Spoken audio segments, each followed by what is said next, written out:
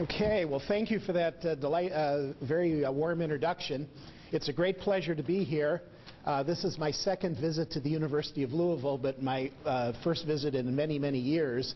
And before this meeting today, we had a little conference going on for a couple of days under Dr. Ducas's direction and with a couple of his colleagues, and it really highlighted for me the national leadership which is emerging from University of Louisville and through Dr. Ducas's efforts and the efforts of some other of your colleagues. So very, very happy to be here and honored to be asked to give this lecture.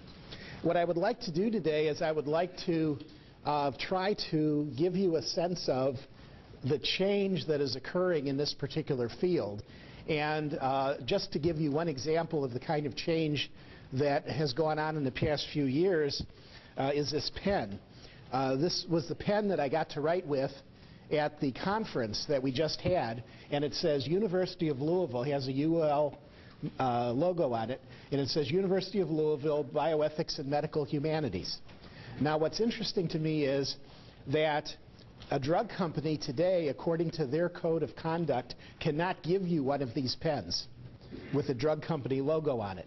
That is a sea change, a tremendous sea change in pharmaceutical marketing strategies, that they no longer give away those pens. And a survey that was done some years ago when they asked residents to empty out their pockets of their white coats found an average of 12 branded items that are now forbidden according to the new code of conduct. But you can get a pen that says Bioethics and Medical Humanities. So that is like such an inversion of the way things were just a few years ago. And so I do want to give you some of that history. And I wanted to describe what are the problems we face today, despite how much this history has changed. And then I want to describe the emergence of a debate that's been going on really actively just within the last year or so. And I want to describe the importance of that debate for ethics, particularly for public trust in medicine. So to go back to some really early history, this issue, the issue of is it a problem for medicine if doctors are turning to the pharmaceutical industry for the information that they have about pharmaceuticals. If you go to commercial sources like advertisements, drug detail people, etc., for your information about pharmaceuticals, or if they give you various goodies, including money, or free food, or those pens, or whatever, is that a problem for medicine?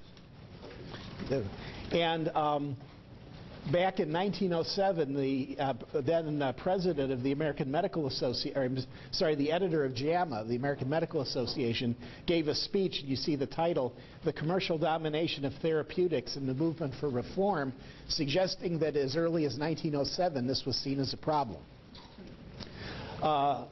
In 1961, Charles May, a pediatrician, wrote an article, long article in Journal of Medical Education, which has a very modern ring to it, saying this is a serious ethical problem. If we don't do something about this very soon, really bad things are going to happen.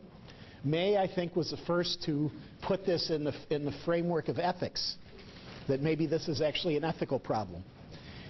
In 1974, Milton Silverman and Phil Lee, the latter having been the Secretary of Health in the Lyndon Johnson administration, wrote another book which is very modern, and it has a very modern ring to it if you read it, Pills, Profits, and Politics, in which they said this problem is getting really, really serious, and if we don't do something about it right away, very bad things are going to happen. So it's been a while that we've been seeing this problem.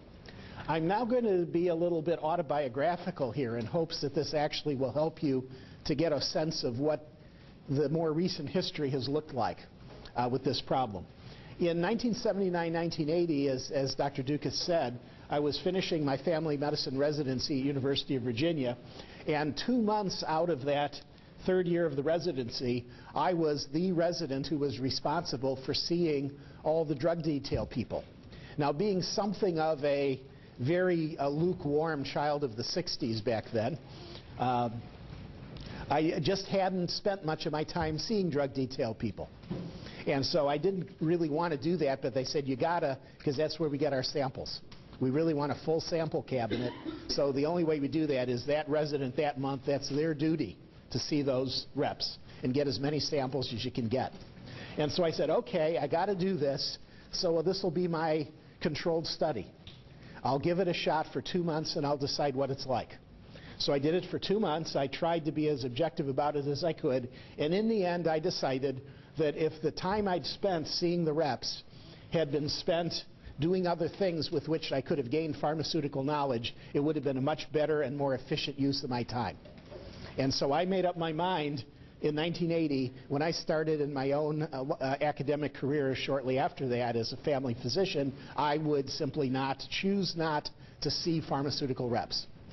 And I did not, despite the fact that I then had a PhD in philosophy, and I saw myself headed for a career both in family medicine and in medical ethics. I didn't label this at the time in my own head as something ethical. It seemed to me as a question of time management. What's the best way to spend my time? Fast forward to 1990. I'm working in a community hospital-based family medicine residency at Lansing, Michigan. Former residency director, a really delightful fellow by the name of James O'Brien. There's some questions arising under the later residency director about the influence of the drug reps and how much effort the residents are putting into getting the gifts and free lunches from the drug reps. A PharmD who works part-time with our residency and makes rounds with us and does excellent talks on pharmaceuticals and pharmacology, and then when he's not working with us, he works down in the hospital pharmacy, was telling me privately at this time he can always tell which detail guy has just been through because he sees the spike in prescriptions for that company's product by the residents right after their visit. And the residents are clueless. The residents have no idea that this is how they're behaving. Okay? So the faculty decided to develop some guidelines. As a glutton for punishment, I decided to agree to chair the committee. We have initially faculty representatives, but we very quickly add residents, and residents are involved, and we write what for the day was a very moderate policy. We didn't say no free lunches, we didn't get rid of the food, we didn't say no reps, we just had some guidelines and some restrictions. And the residents, included the residents who served on the committee and were represented on the committee, immediately attacked the policy as a draconian, unfair measure that the faculty had forced upon them. So at this point I said to myself, well, you know, of the various topics in medical ethics, I can talk to these residents and the faculty about end-of-life care and about stopping feeding tubes and turning off ventilators, and everybody treats me as a nice person who's trying to be helpful to them. And if I get into anything about pharmaceuticals, everybody gets pissed as hell that I'm trying to take away their lunches or I'm trying to take away something they get that they want. Who needs this? Why should I even bother? So I pretty much said, let's not even go here. Let's agree, and again, not making any kind of ethical judgment really in my own mind. If I want to do this myself, that's my choice. If they want to do it their way, that's their choice. Let everybody be happy. Then came the year 1997. Okay, this was my personal road to Damascus. This editorial appeared in JAMA, Thyroid Storm by Drummond Rennie. How long is the average editorial in JAMA, anyone? 2 pages max? This editorial was 6 pages. The reason it was 6 pages is they told the whole story behind this publication. And by the way, if anybody wants references, the center here has a copy of these slides, and you can, I trust, make those available, and anybody wants the references. About this so-called Betty Dawn case at UCSF, and that case essentially was that the pharmaceutical company, then called Boots Knoll, made the drug Synthroid, a particular brand of levothyroxine. And in that time, it was generally agreed, when I was taught in medical school and residency, had been that generally generic drugs are as good as brand name drugs with a couple of exceptions, and one of the exceptions was always right for Synthroid, never right for generic levothyroxine, because Synthroid is better somehow than generic. Okay, so they were selling a lot of Synthroid and they were making a bunch of money off Synthroid. And Betty Dong had done a pilot study in which it appeared clearly to be shown that Synthroid was superior to the generic. And so based on that pilot, the drug company funded her to do a full-scale study. They approved the methodology. They worked out exactly how the study was going to be done. And the study showed no difference. They were bioequivalent. So from that point on, Boots Knoll started a 7-year campaign. First of all, to prevent that study from ever being published, and secondly, to, in every way they possibly could, discredit Betty Dong as a totally inferior, unethical, bad scientist. Okay? And each year that they successfully kept that information away from the prescribing physician, $356 million, they estimated, were wasted on buying a higher-priced drug when a cheaper drug would in fact have worked. So the editorial by Drummond Reddy told this entire story.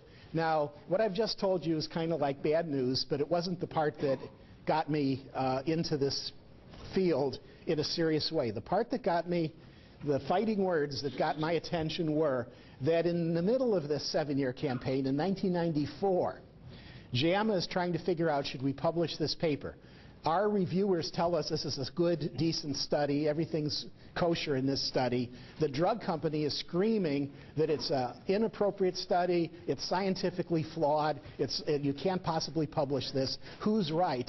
So JAMA editorial board says we got to find somebody who doesn't have a dog in this fight to tell us, a thyroid expert, is this good science or not?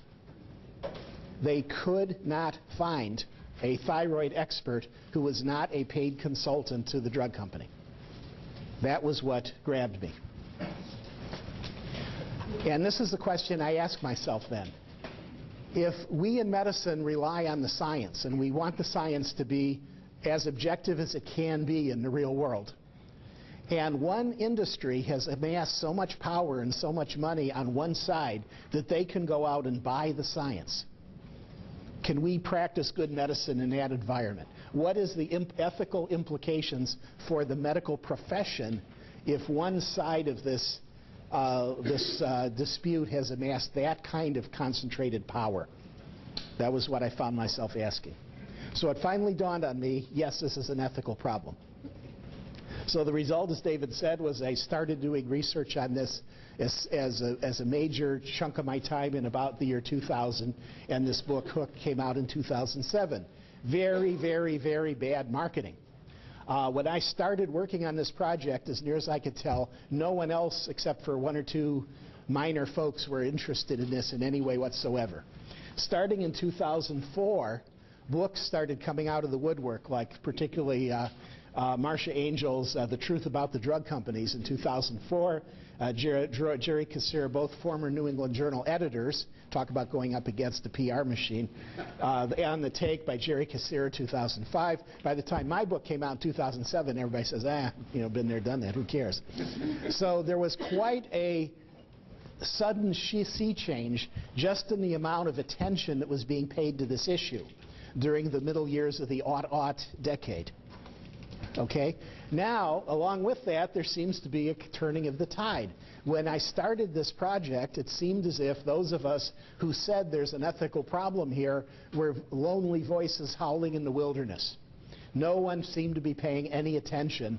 The forces of the status quo, just take the lunch, take the gift, take the pen, take the money, everything's fine, don't worry about it.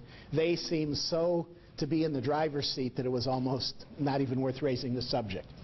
Then again, starting in around 2006, the tide seemed to be changing.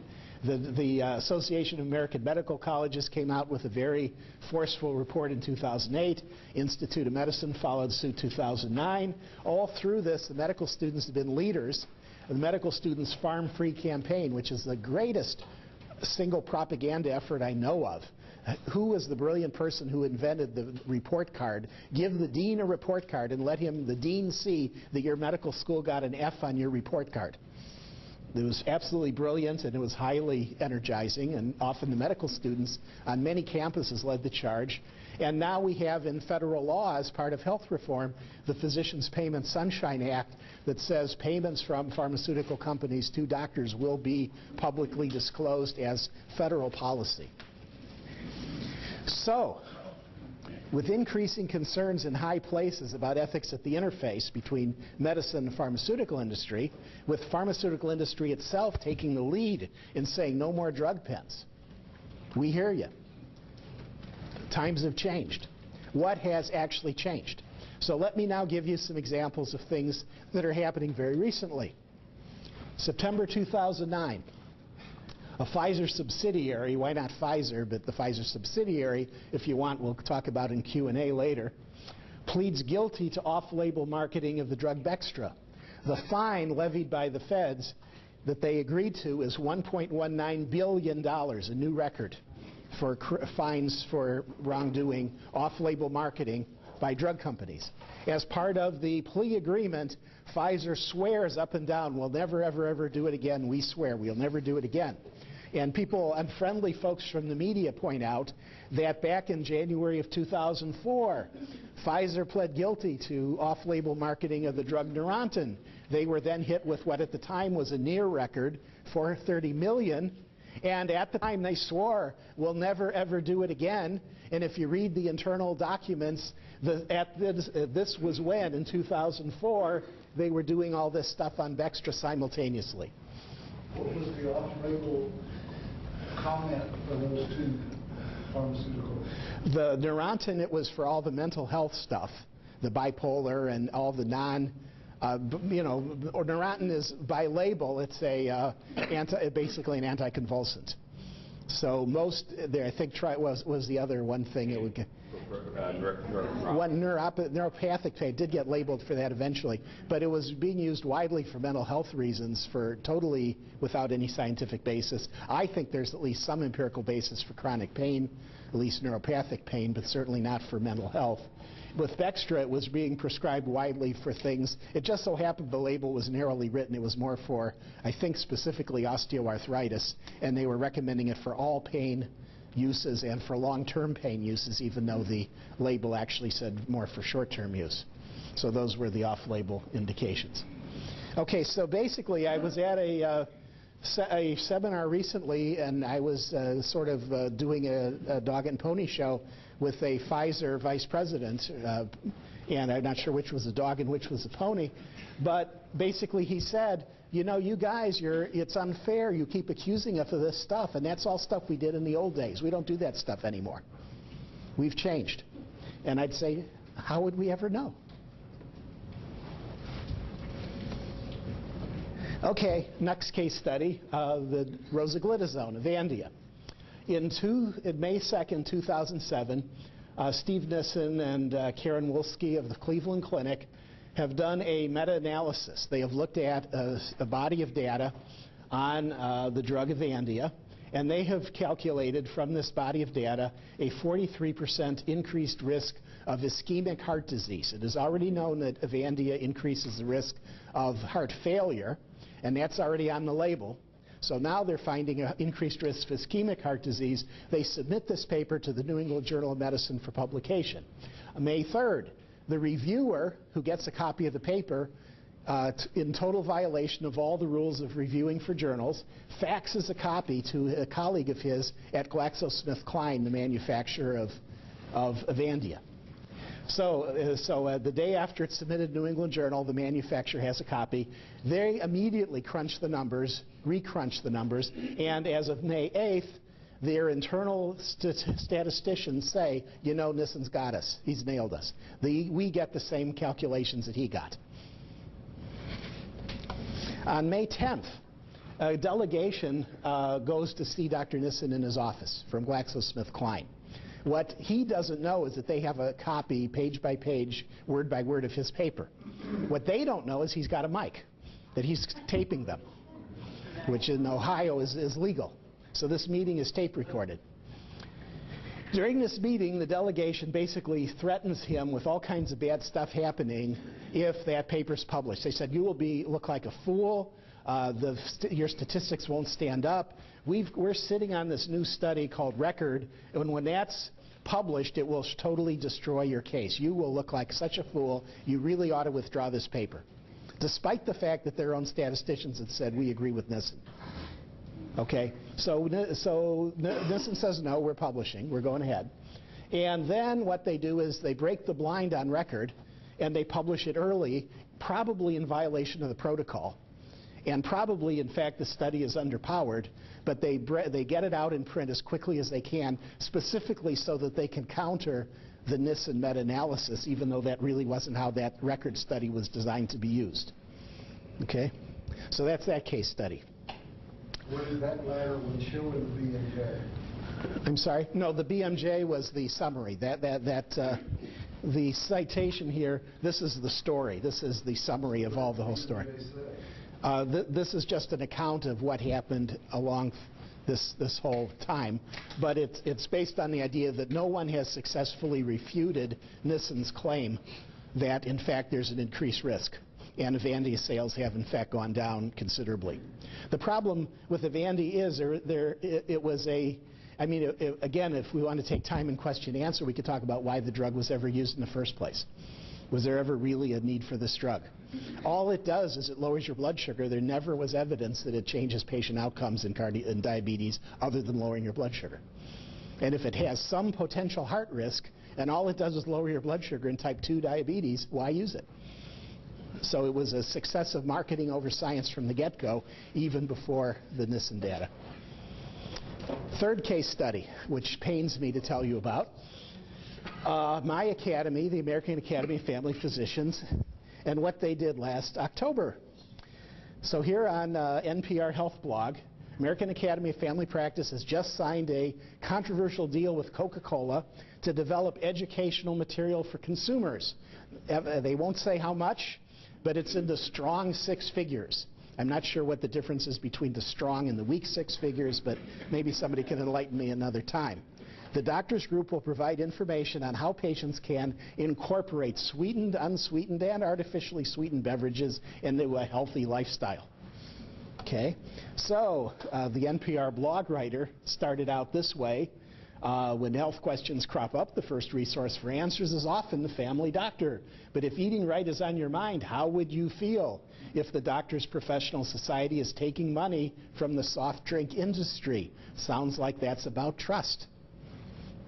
It's okay as long as it's Coke. And if you didn't get that implication, the nutrition guru Marion Nestle is also quoted, author of such and such a book, blasted the pack, calling it an embarrassing conflict of interest. Okay? So there is now emerging, so here's what's happening, okay? There's been a sea change in attitude so that those people who say maybe medicine shouldn't be that deeply in bed with the pharmaceutical industry now seems to have more support on their side, and policies are being written that support this point of view. Okay? At the same time, I'm telling you, it doesn't seem as if all the problems have gone away. It appears as if there are real life problems out there. If you thought what we used to do in the old days was problematic, it seems as if there's more recent problems still here. All right? Now, what I want to talk about is the fact that there is no longer one set of voices being heard. Previously, there was one set of voices being heard, basically the folks who said there's something wrong with this, we should do something about it, and no other voices were being heard because they were in charge and they weren't being challenged. They didn't have to explain themselves, they just did things the way they'd always done it. But now that one group has started to gain ground, the other side feels like they have to push back, apparently. So now we have the two sides to the debate. Terms that have emerged that some have suggested is the pharma scolds for people like me who are critical of financial ties between the medical profession and the pharmaceutical industry, and we pharma scolds wanted to know what to call the other people, so we had a contest on my blog site, and the winner was pharmapologists.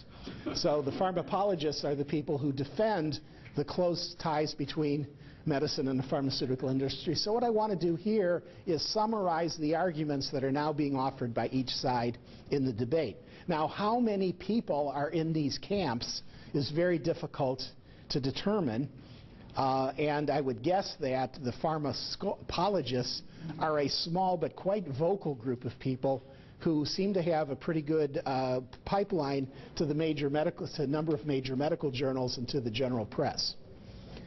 Now, the pharmascolds say there's an ethical problem here, and here's what it looks like. We have this basic concept of professionalism. We think that's important. One of the things we mean by professionalism, the core of professionalism, it can be seen as two ideas. Idea one that's at the core of professionalism is medicine ought to be more than a mere business. Not that it shouldn't be a business, but it should be more than a mere business. And one of the things that makes it more than a mere business is somehow or other physicians make some sort of commitment to the priority of the interests of the patient. We are not in it for our interests. We are not in it for our money. We are in it for the well-being of the patient. That's why we're here. Okay? Into whatever house I shall enter, said Hippocrates. That, in turn, leads to this trust on the part of the public and the individual patient, without which we couldn't even get started. We couldn't do a physical exam. We couldn't take a history if it were not for that level of trust. And that trust, in turn, is predicated on the sense that we are avoiding important conflicts of interest vis-a-vis our commitment to the well-being of the patient. Okay, so this is the ethical landscape as the pharmascolds would have it. Now, how does the pharmascold see the real world? According to us, the real world is that case studies like Avandia and Pfizer, AAFP, are not aberrations. They're part of an underlying pattern of industry in which the marketing arm of the industry has essentially swamped and taken over the scientific arm of the industry. And there's a lot of evidence now, especially in the wake of the Pfizer fine, a lot of this has been commented on, where when a drug company is setting up its budget, they put in the amount of the fine they're going to be charged if they're caught, and that's a cost of doing business. These sums, when a drug like Bextra is selling $2 or $3 billion a year, and you're hit with a $1 billion fine because you got caught, that's all right. You know, you still can make a bunch of money. And that previous efforts since 1961, since 1974, since all those earlier attempts I told you about to manage conflicts of interest, to allow us to have these close ties to the pharmaceutical industry, but said that's okay because we'll manage the conflicts of interest, have not produced the results we hoped for. So management is probably the wrong strategy. Elimination of the conflicts of interest is probably the only realistic strategy. That's how the pharmascolds see the world that we live in. Now, what about this conflict of interest thing? Pharmascolds think that you can give a reasonable, philosophically astute account of what you mean by conflicts of interest. Here's an account that's taken from the work of a philosopher named Ed Erdy that I think is basically on target, where the first thing you say is, I have an idea to add to the patient. The doctor says to the patient, I have a duty to you to advocate for your interests. I am also subject to other interests. Those might be my own. I really like nice lunches. Or it could be a third party's. The pharmaceutical company will make more profits if I do certain things. And I think they're nice people, so I want to promote their interests too. Now, then the next thing that happens, this physician, is the physician becomes a party to certain social arrangements, such as taking speaker fees or becoming a paid consultant to a drug company or being a practitioner and just having the drug reps come through and bring lunch twice a week for the staff, whatever those arrangements might be. And the final criterion, those arrangements would tempt a person of normal human psychology to neglect your interests in favor of my own interests. Okay, so that's what conflict of interest means. And how would this apply, for example, to the AAFP? Well, I think it fits just fine. The AAFP has a duty to promote the public health. The AAFP wants to keep member dues low, so it needs cash from non-member sources. The AAFP enters into certain social arrangements, signs a contract with Coke for the strong 6 figures. And to reasonable onlookers, such as the commentators on the NPR website, blog, it looks as if it would cause the AAFP leadership to be tempted to ignore its public health duty and to instead worry about what would get us more cash in the future from Coca-Cola and companies like Coca-Cola. And you wonder, well, is there any evidence at all that this is actually having that effect? And right within the NPR blog is this interesting statement from the AAFP president. Sure, she said, some people make the wrong choices on drinks, but I have plenty of patients that even if they gave up sweetened beverages, it's what their forks are carrying that's the bigger problem. So some would look at this and say, see, it's already working. Coca-Cola has already gotten for its money what it hoped to get. Okay, so what I've tried to just lay out for you is how the world looks to one side of the debate. Now, how does the world look to the folks on the other side, the so-called pharmacologists? The pharmacologists, feeling beleaguered by the forces of righteousness, have formed this new organization. They did just about a year ago. They formed an organization called the Association of Clinical Researchers and Educators, ACRE. So what I'm sort of giving you is, as best as I can figure out, is the sort of ACRE party line, or the line as promulgated by a number of its major propagandists, if you will. Okay, so from their concern, they're primarily concerned that pay from the pharmaceutical industry to docs stimulates entrepreneurialism and innovation. This is the engine that makes, in a free market society, this is the engine that makes innovation go. You pay people money, they get inventive, they invent new stuff, they get creative so they can make more money, and that's where innovation comes from. A few times, rarely, there have been bad outcomes where drugs or innovation have harmed somebody. So-called innovation has been harmful rather than helpful. But those are very, very rare. The overall record is one of huge advances in healthcare due to the new miracle drugs and miracle devices being produced by the drug and biotech industries, with academic physicians as their able helpers. Now, what about this conflict of interest concern? Well, a number of sources within the pharmacologist camp have said that as far as they're concerned, conflict of interest is basically meaningless. It's an example of guilty until proven innocent, that we haven't proven that you've done anything wrong, but just because you look like you might possibly be tempted to do something wrong, we're going to pronounce you guilty. And then this other argument is, I think, a really interesting one, that conflict of interest is really all over the place. Everybody has conflict of interest. Any scientist wants the study to come out so that their pet hypothesis is supported. So that scientist, therefore, has intellectual conflict of interest. So since conflict of interest is all over, everybody has conflict of interest, then the financial conflict of interest between the physician and the pharmaceutical company is such a minor piece of this much bigger, ubiquitous conflict of interest that it's not even worth talking about. So let's just forget about that. It's silly. Let's just be real world. Conflict of interest is here. It's all over. Live with it.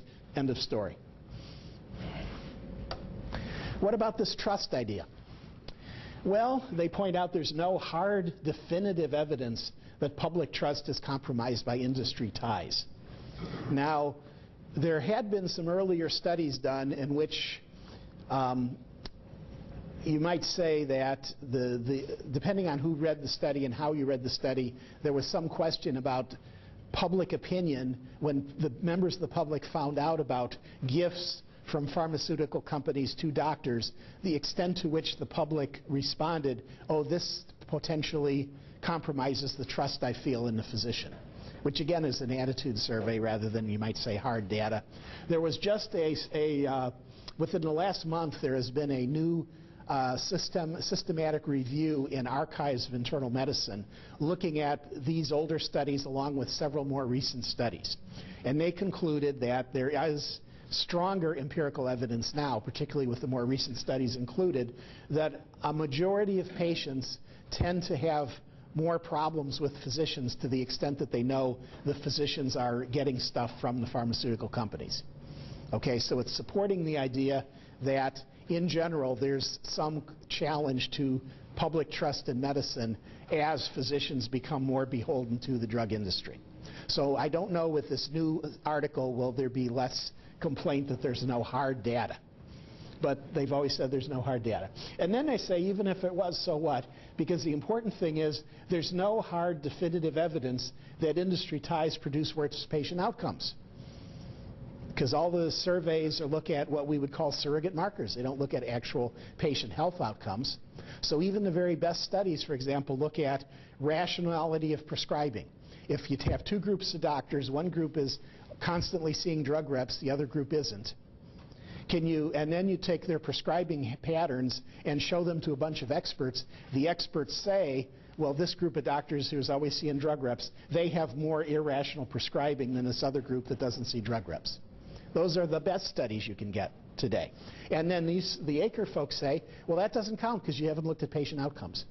How do you know that the patients, you don't know that the patients who got the so-called irrational prescriptions are any less healthy than the other people's patients. So if evidence-based medicine requires hard outcomes, then what we have here when you attack taking money from the pharmaceutical company, it's based on ideology and not evidence. It's not evidence-based. So they have rejected essentially the empirical worldview of the pharmacologists, of the pharmascolds, based on the lack of hard definitive evidence. What about professionalism? Well, this is based on not on a published paper, but on a talk that Thomas Stossel gave last month on a panel I was at in North Carolina, where he was starting to decide, well, maybe we should trash professionalism too. Maybe it's not enough to just trash conflict of interest, let's trash professionalism. And, you know, basically saying, what's wrong with saying medicine's not merely a business? This is America. We believe in the free market. Why shouldn't medicine be a business? What's wrong with you that you think there's a problem there? And, you know, he also has slides showing the big billboards that hospitals put up advertising themselves and says, hey, you know, that horse left the barn a long time ago. Again, get with the real world. I'd offer the following conclusions, and then I'd like to invite comments. I hope we'll have plenty of time for comments, and I hope we'll have a fair hearing for both sides if everybody wants to argue on either side. My own personal conclusions are that I think professionalism and trust matter. I don't think that's a baby that we especially want to throw out with any bathwater. I think we want to hang on to those ideas. And I'm really worried that and especially trust is a nasty sort of thing in that it takes a very, very short time to lose it and a long, long, long time to get it back once you've lost it.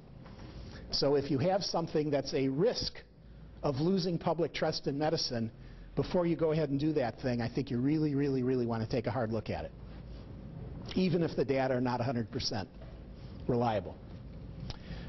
I think because I'm situated myself in family medicine, I think this matters especially in family medicine, where the relationship with the patient is our primary diagnostic and therapeutic tool. So if there's ever a field of medicine where trust matters, it's got to be primary care medicine, and I would say for us it really matters. It matters to patients, I think, that medicine is more than just business to us. If you had a choice of taking your grandmother or your mother to a doctor, and you knew that one doctor thought of medicine as nothing but a business, and the other doctor thought of medicine as somehow a higher calling than just merely a business, which one would you take your mother to? I say the pharmacologists toss out too many ethical babies with the bathwater. They set the evidence standard so high that trust could be destroyed before we could take any action to stop it.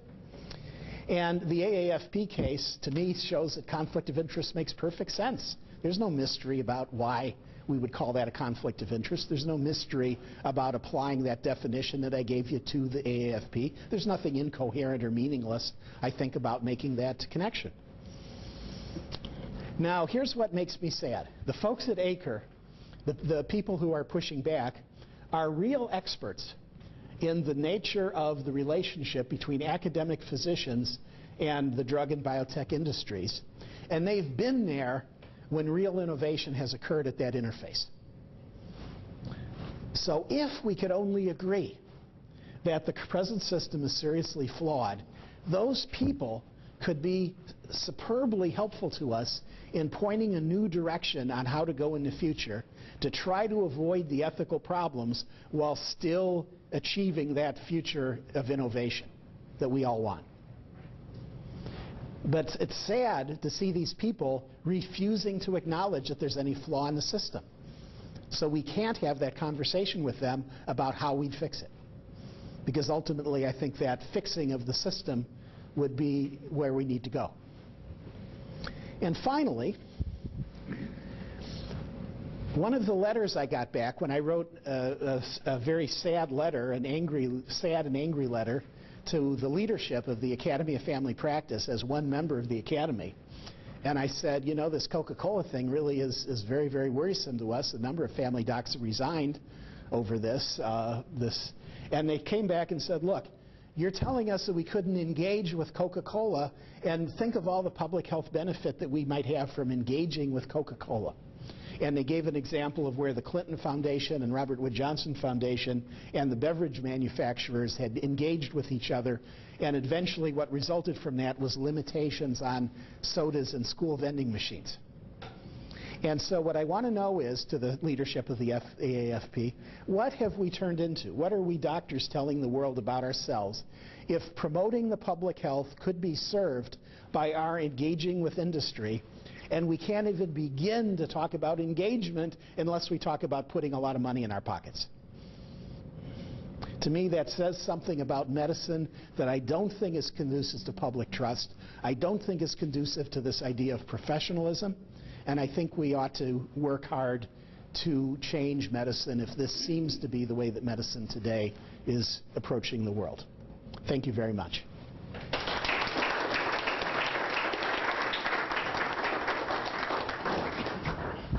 I was at a national AAFP meeting within the past year where Lori Hine, was present, and some of the members commented about the lack of membership involvement in that decision that you're talking about with Coke. So it seems to me that it's a violation of professionalism when members learn about leaks that appear on Twitter, before a national organization makes its own statement to inform members. Okay, I was asked to give a quick summary for the web, so you commented on the criticism AAFP received also for lack of input from its own members on this decision. I was told by AAFP that, one of the other things they told me was, we know this is a perfectly fine, ethical, and upstanding decision we made in the Coca-Cola case because we had an ethicist advise us. And I said, that's very nice, which ethicist? So it took them a while, but they finally told me which ethicist. And I was thinking, boy, maybe they got David from Louisville, or a member of the AAFP, somebody in family medicine who's a well-known ethicist, to advise them, and maybe I should rethink, because this person thought it was okay. Well, they hired a corporate compliance guy for hire to come in and tell them that, yes, this would be ethical.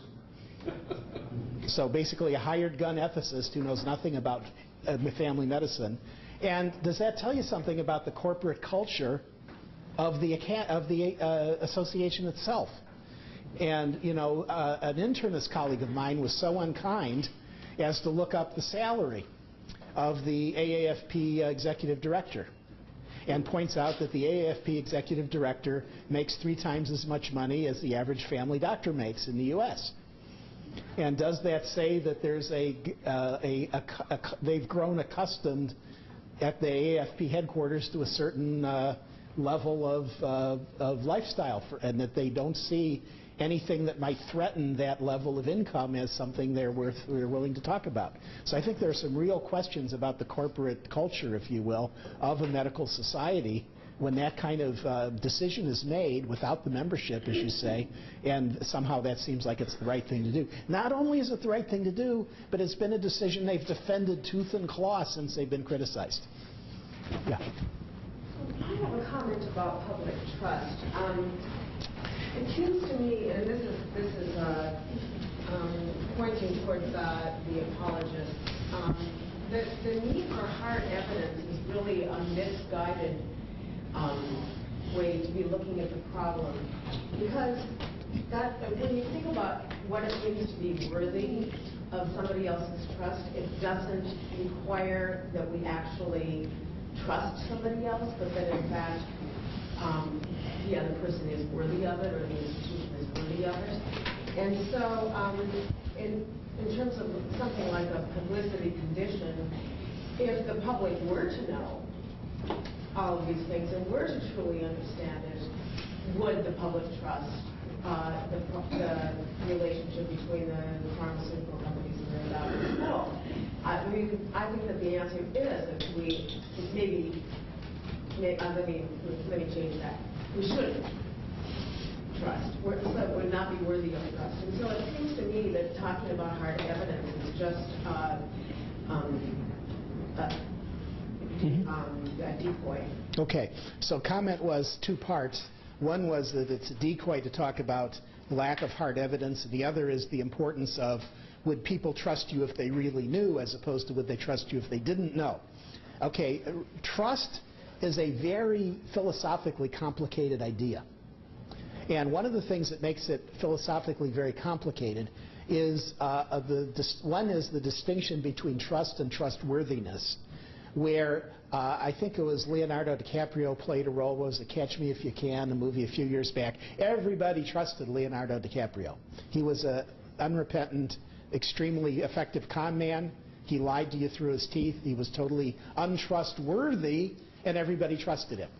So if you looked at trust, he had the highest level you can imagine. Now, acting like Leonardo DiCaprio in that movie will get you the highest level of trust. It'll get you zero trustworthiness. As professionals, what ought we aspire to? Should we aspire to trust? I would argue as professionals we're obligated to aspire to trustworthiness rather than trust. The flip side of that, however, is that people make decisions of trust based as much on perception as on reality.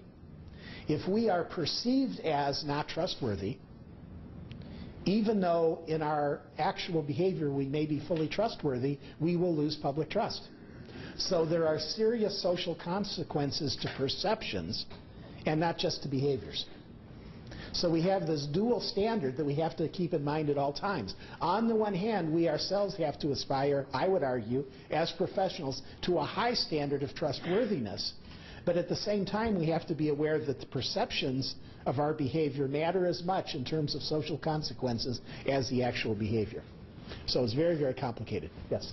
So I think we can kind of all agree that a lot of the power or the reason that there's so many the issues with this is the conglomeration and monopolization of the pharmaceutical industry. And I'm curious if you've got any studies or know of any studies that have looked into financial policy on a national scale in the sense of central banking and fiat currency, and how that contributes to this issue, and then how it filters down and affects us as professionals. Very interesting question.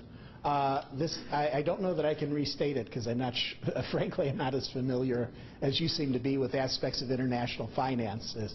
But a lot would have to do with the question of the centralization and monopoly power, essentially, of the pharmaceutical industry. Yeah, I think that's got to be seriously looked at. Again, I think I would agree with you.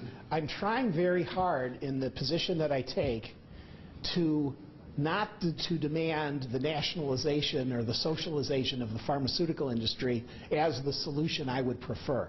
Okay? Maybe I'm talking out of both sides of my mouth when I say that, but I do believe that it's conceivable that we could maintain a for-profit, private enterprise pharmaceutical industry that could nevertheless, we could clean up our act in terms of how we in medicine relate to that industry.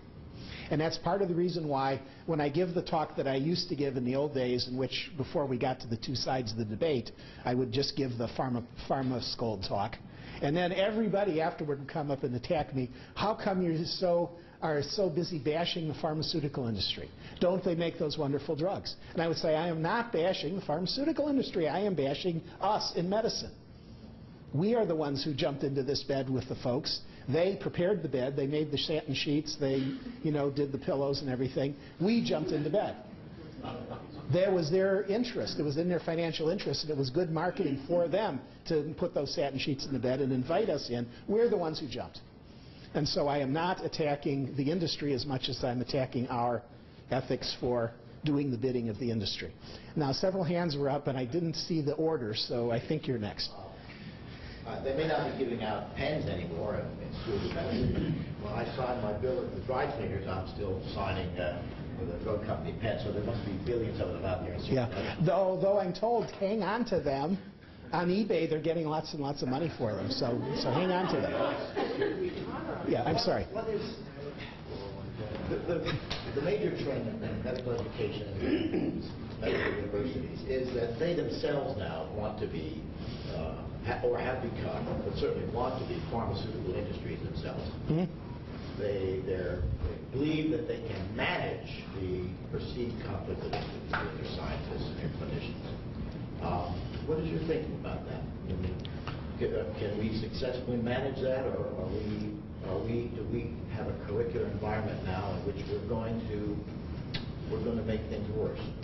Okay, so the question had to do with the apparent realignment of the interests of the university, the academic medical center, if you will, toward a more industrial model, an industry-friendly model, a model that says either we'll take that money, thank you very much, from the industry, or we'll take an equal amount of money because we'll go into competition with them and we'll even outdo what they do so we get all the money first. I think you're exactly right, and I think that's a serious problem. And when we read about universities essentially selling departments to private industry, as happened at Berkeley, I think with the soil science department or whatever that department was at Berkeley, then I think we ought to be really worried about this, and I don't think that's a positive development. One of the biggest problems I think we have right now in conflict of interest policies at medical centers is we have very good conflict of interest policies now for the individual faculty. We have extremely poor conflict of interest policies for the academic medical center.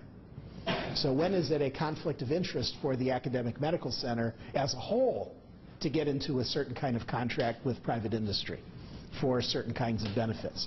It's easy now to say this faculty member in our place is a violation of our individual conflict of interest policy, but then the president of the university goes and sells off the College of Medicine and makes it the Pfizer College of Medicine for a gazillion-dollar grant, and nobody has anything in the conflict of interest policy to say you shouldn't do that.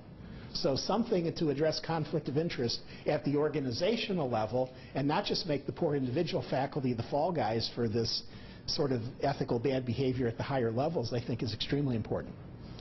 Okay, I saw a hand over here and then back there.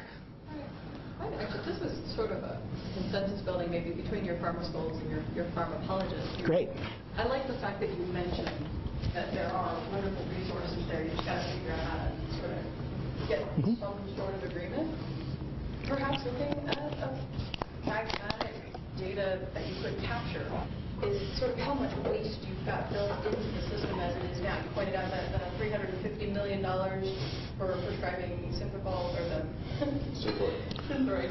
And of course the other, how much of that investigation is going on to say, look, we can find these places where people are getting far beyond anything reasonable. Is there anything there? Boy, okay, where do I start? The question had to do with, is it a way to kind of bring the pharma schools and the pharmacologists together by saying, could we do more research to identify wastage in the present system, and before we start doing more controversial things, let's try to eliminate waste, okay? But the best evidence I'm aware of says that something like, of the roughly between $2 and $3 trillion a year that America spends on health care, roughly $500 billion goes to stuff that does not benefit patients in any significant way. Okay?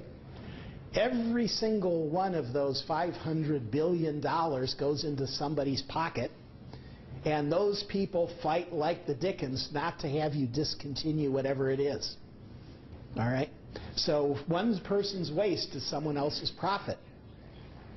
It is very, very, very hard in our present system to talk about eliminating waste. Why is there the kind of very interesting political infighting over comparative effectiveness research? Why did the version of the bill that went through, that finally Obama signed, instead of having a stronger House of Representatives version of who's going to run comparative effectiveness research, have what many consider a weaker Senate version that includes places at the table for industry representatives on the board that is deciding the topics that are going to be subject to comparative effectiveness research. See what I'm saying? And we don't want comparative effectiveness research if my moneymaker is the one that gets shown by that research to be less effective than someone else's. Whether I'm a doctor, or whether I'm a drug company, or whether I'm a device maker, or whoever I am, or a home health owner. So that's the problem. The problem is that it would be nice if we could say that's a nice, uncontroversial area, let's go there. But the fact is, from a political point of view, that's a political minefield. But part of that is from following the money, that if you then saw who inserted the language, who created that aspect of the bill for the Senate version, and then find out from public disclosures from that extent it is available, that Pharma is actually underwriting these senators to go ahead and make changes to the bill. It really comes back to what he was talking about back in Notre Dame, that we have a real problem with where money is the root, and if you follow the money, you might have a better, and in a public fashion, you might have a better shot with that area to go ahead and undo some of the difficulties that we're having just by disclosure. Two major funders of that political effort, lobbying effort, were pharmaceutical industry and American College of Cardiology. I would like to know about your point of view of human nature. For instance, is it universal, the same attitude, behavior that the American physicians do, compared, for instance, in Japan or Mexico? I have experience of living in Mexico and Japan, and in Mexico, for instance, when you want to be a doctor, you might or might not be rich. Like it's probabilistic. You don't have the expectation of having money after you finish your medical studies. But in Japan, if you are inside, if you get in school of medical, you are sure that you're going to be rich. So is this correlation of is this human nature behavior is universal or not? And the other second question is about trustworthiness. Do you think it could be a solution to have like a Facebook, open Facebook of all physicians where patients and other physicians could rate the value of this physician? Could be that a solution, like an open system, open Facebook for physicians? Okay, there were two questions there. The first question had to do, I think, with cross-cultural comparisons. And are the phenomena I describing equal in all cultures, or do they vary? And the example I think is extremely interesting was Japan and Mexico were given, where the expectation of how wealthy a successful physician is likely to be may be, in fact, quite different. There's not anywhere near as much research on that as might be, and I think a lot more research might be done there. I will give you one example in that. A study of gifts from pharmaceutical companies to doctors showed that in developing countries the problem was much more serious than it was even in the U.S., where we're talking about cars and air conditioners and TVs and huge gifts for your personal use. You know, not talking about a textbook of medicine or a bunch of drug samples, but huge, expensive gifts for personal use were very common because, again, of a couple of things. One is a less regulated environment generally in those developing countries, but the other thing was, frankly, the fact that physicians are so underpaid in those other countries compared to what the developed world norm would be, that those physicians felt themselves as considerably needier and we had a much harder time turning down a gift if a gift like that was offered. So I do believe that we need to know more in order to be able to make those comparisons. The one thing I would comment on is that I think we may sometimes misunderstand and, if anything, give a little too much of the wrong kind of credit to pharmaceutical marketing. I think everything I can find out about pharmaceutical marketing says it is very, very, very smartly done, as one would expect from an industry that can put almost infinite resources into its marketing research. They can buy the best talent in the world for their marketing research. So you would expect them to be very smart about how they market, okay? Therefore, it is hardly ever the case that if the culture of a country or a community or a group of people is to do things in a certain way, that drug company marketing succeeds in getting them to do the opposite. You just don't see drug company marketing banging heads with the local culture. Instead, what you see is drug company marketing very shrewdly identifying a piece of the local culture that happens to tilt in its favored direction and reinforcing that like crazy. So look at a drug ad on television and look at it from the point of view of what are the anxieties of the audience that this ad is aimed at? What are they worried about might happen? My kids won't love me. My wife won't love me anymore. Maybe I'm not as attractive as I should be. Maybe I'm not keeping up with my peers. And how do they make it seem as if whatever it is the American culture worries about, our drug is the answer? Okay, so I think there's an issue there that has to do not with fighting against a culture, but finding allies, allied thoughts within any culture that the pharmaceutical company ends up within. So I think that's part of the answer. I'm going to actually take some other questions. Maybe we can come back to your second point, okay? Next hand. As a chair for almost 40 years, I saw the transition on what we did in the clinical arena. For example, there were times when the drug reps would come to my office.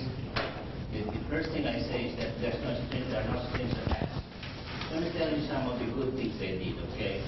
Probably it's not allowed anymore today, but during my time, I allowed them to do it. Yeah. Number one, they walk into the departmental library, they look at the textbooks in there, and if we're lacking any issue, they'll buy and stock the library. No strings attached. Next thing they do, they will sponsor visiting professors from very good universities and pay them to be visiting professor in the department. No strings attached. We don't even mention their name. We don't. Next thing they do, they will sponsor residents to attend our specialty society national meetings. No strings attached. I said, if you provide the money, that's fine. I will select the resident who's going to go to these meetings. At that time, I didn't see anything wrong with that. Yeah. You know, it helped the department. It was educational. And you know, I don't know to that, but probably I'll not do it anymore. Yeah. The comment was about the many good things that were done with no, at least apparent strings attached in the good old days. Every pharmaceutical rep that I've talked to who's been in the business for, say, 20, 30 years has had a very similar comment. They have said, if you compare what it was like when I first started working with what it's been like this last decade or so, it's been a real change. I used to be able to do those kinds of things. I used to be able to feel really good about my work. It's only in the last 10 years, 15 years that has gotten so cutthroat that I no longer could do those sorts of things that used to make me feel good about my job. And I feel much worse about my job recently, and that's partly why I retired when I did, they would say, is because it was turning into this really cutthroat competition model and so on. So I have heard a number of drug reps say exactly what you said, that there was a real transition during that period of time. As I say, it's a little hard to document that because you go back and read those articles from 1961, 1974, you'll see virtually all the same concerns raised. And if you go back to a very interesting document published in 1955 about pharmaceutical marketing, before they decided this all should be secret and should be kept in-house, and they actually published a document about the secrets of pharmaceutical marketing, if you will, they stressed how important it was for you to be seen by the doctors as their scientific ally and keep it quiet that you're marketing, keep it quiet that you're selling them a product. Because the doctors will not like you if you're a salesman, but if you're a friend, if you're a professional peer, then they'll like you, and then they'll be open to your influence. So there has to be this kind of double relationship where on the surface it's, doctor, you're the scientist, I'm here to present you with scientific data. Underneath that is, doctor, I'm your friend, I'm here to support you, I'm here to be a nice guy, therefore won't you repay my kindness by doing what I want you to do, what you know I want you to do, you see. So even back in the 1950s, there was an awareness of the double layer of relationship between doctor and sales rep. But the openness of the sort of bad stuff was much clearer in the early days. There was much more. I totally agree with you that there was more in evidence in those early days, according to all the people I've talked to. Have there been any studies done since the new regulations put on pharmaceutical advertising about 1.5 years ago to show if that helped or not with this problem? Really good question. Has there been any new studies since the Code of Conduct, which started January '09, I believe? No, I don't. And so we're waiting. We're waiting very eagerly to hear what that information is. Yes, ma'am. Do you have the citation for the 1955 article you just mentioned? On the secret of, I mean, just... It's called... an author or something I can Google. Yeah, try... it was a book that was published, and it was... of course, it's in my book. I don't want to sell you a copy of my book because that's unethical just to get one footnote. So if you email me, I'll send you the full reference. My email is at the beginning of that first title slide. But it's called the Dichter study. The author was Ernest Dichter, and it was a group of people of which Ernest Dichter was the lead. So you're probably not going to find it exactly under that name. But it was published, so try Dichter Study, Pharmaceutical Advertising Club, 1955, and you might find it. Otherwise, email me. Is your target audience medical professionals mostly? What other focus of your of the research? Well, the question has. Am I speaking specifically to medical professionals? That's a very, very good question. It's an important proviso. I speak primarily to medical professionals because I'd like to think of myself as one of those, and I feel that's my primary, number one, responsibility, number two, body of experience. Okay? However, I would call your attention to another book that I can try to sell because I didn't write it, a book called Profits Before People, by Leonard Weber, W-E-B-E-R, of the University of Detroit Mercy. Leonard Weber is both a medical ethicist and a business ethicist. So he wrote his book from the standpoint of business ethics, as if he were consulted by the pharmaceutical industry and was asked by them to say, how do we solve our problem? Nobody likes us anymore. And basically what he said was all the same things I would say in terms of what the answers ought to be, but he said it from the point of view of, if I was advising the pharmaceutical industry on their ethics, here's what I'd tell them, because that's how to be successful in the long run as a business, and the current way they're doing it is ultimately going to backfire, and it's going to be to their disadvantage. As a second part of the question, I think this kind of points also to the way that drugs are being prescribed in, like you said, in developing countries, because these are huge untapped markets in terms of how drugs are prescribed. Like, whereas in America, maybe pharmaceuticals are not necessarily trusted as much as they might have been. In the developing world, there are a lot of people who haven't been taking any drugs, and they're very interested. Maybe even though their image in the United States might be suffering, in the world, they still have a lot of areas to go. And that's a good point. And in favor of the industry, it should be pointed out that more and more drug companies are finding it to their own advantage to make their drugs available in developing countries at a drastically cut rate to be able to have a market in those countries. And of course, then they really are concerned that it'll get on the black market and get sold back in the developed countries, and that you could understand their concern that not be allowed to happen. Back to the room. I wanted to ask if you have any thoughts on the more covert pharma influence of the FDA, the Medicare, and all phase 3 trials that bring a drug to market are sponsored by the drug company. So they cherry pick indications, they make up the indication, and then later on, 10 years later, we find out the drug's dangerous. Yes. That's because of pharma. Yes. Well, I think that's a huge problem. I think. Yes. Thank you. The question is about the fact that pharmaceutical influence is so prominent over the conduct of drug trials because of the fact that 80% of all pharmaceutical trials currently are paid for by the drug industry. So you're absolutely right. The people who pay the piper call the tune. They design the methods. They get the results largely that they want because they designed the study to get the results they want. This is a huge problem. This is why we don't have comparative effectiveness research, because it's not in their interest.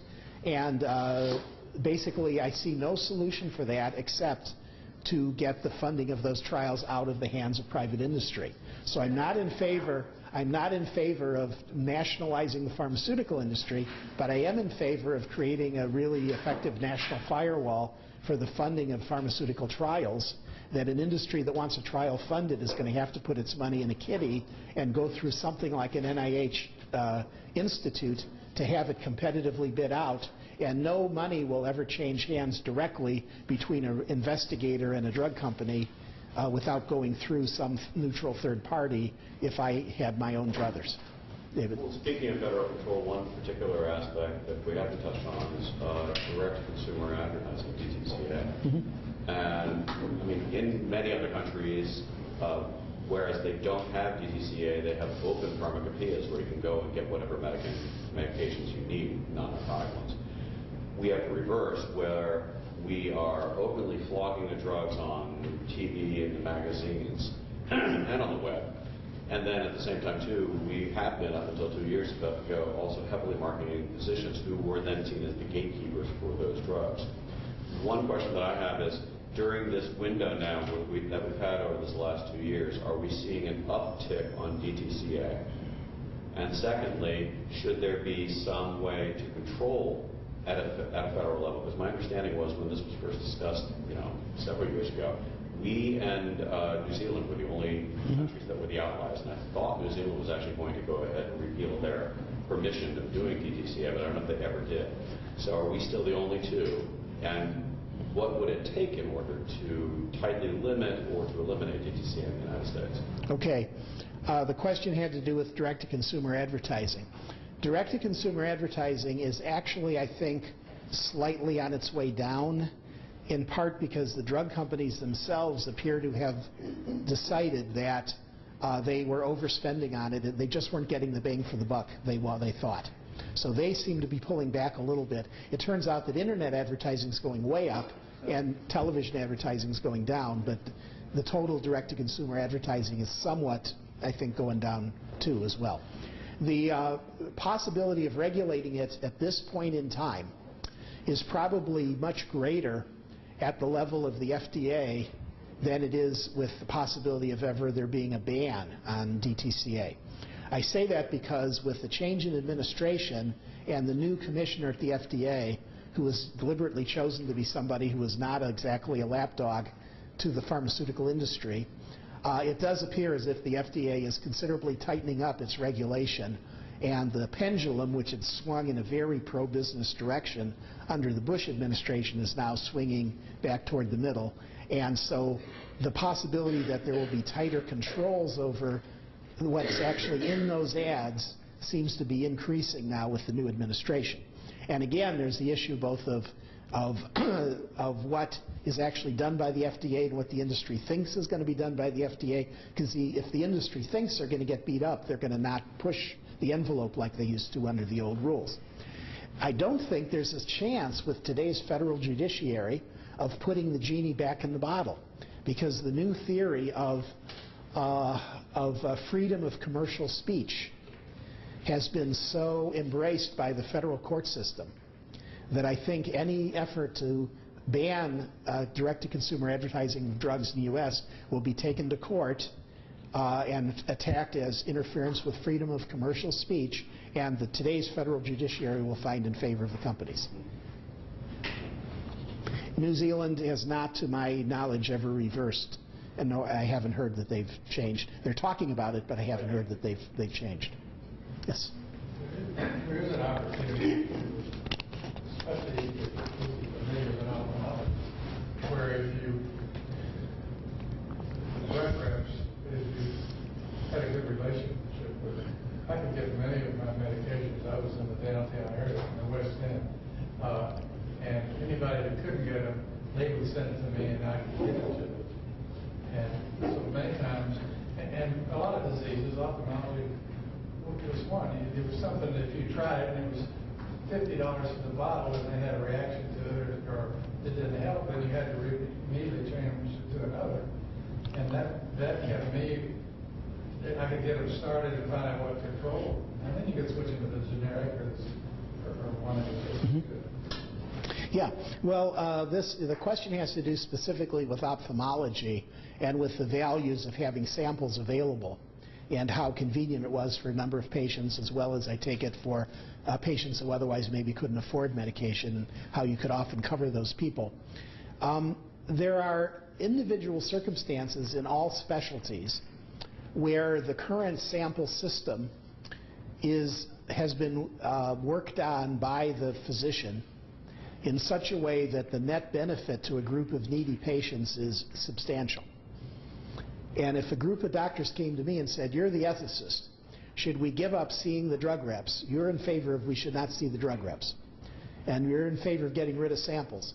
Given the circumstances in our local area here, would you tell us we should stop seeing the reps and give up the samples, or would you tell us that we're the exception to the rule because of the good work we're able to do in our community with these samples? And in most of those cases, I would say, look, if you're you're on the side of God, if you are seeing those indigent folks, if you are one of the very few people in this whole system who is taking care of these disadvantaged folks, and you figured out a way to do that via working with the reps, more power to you. I am not going to come after you and tell you you're ethically wrong. I would say, that's where I feel there's the practical limit of my advice that I'm giving you is in that kind of situation. A lot of patients won't even have the money to go get the drug. Yeah. Many times on pick them up and take them. Yeah. Now, there are good studies that show that there are real serious limits to what you actually can accomplish with the sample cupboard, that the drugs there are not hardly ever the drugs that you want to give them. In a primary care type practice, the drugs you find in your sample cupboard are hardly ever the drugs you really want to prescribe. The patients that are put on the high-priced drug with the good intention of later switching them to the generic seldom later do get switched over to the generic. So there's a lot of, and that's exactly why those samples get put in the cupboard, is because the reps know that. So in a primary care setting, which I'm most familiar with, I would probably argue a little more strenuously that I think if you really look at how we could do this, we could do without the samples. If anybody's interested in a primary care situation, there was a great article written in Health Affairs a little while ago by a primary care physician in which they described exactly what their practice went through to try to deal with this problem. And so there are some good things in the literature that says if you've been there, this is how you actually can try to do it. But I would not ethically challenge anything you say, because as far as I'm concerned, you're doing the work of the angels if you're trying to take care of that group of patients. Let's hope with health reform down the road there will be somewhat less need for that, but we don't know yet. Are there any other questions? Last call. Otherwise, if anyone has an individual question they'd like to ask, they can do so at this time. Thank you very, very much. Thank you.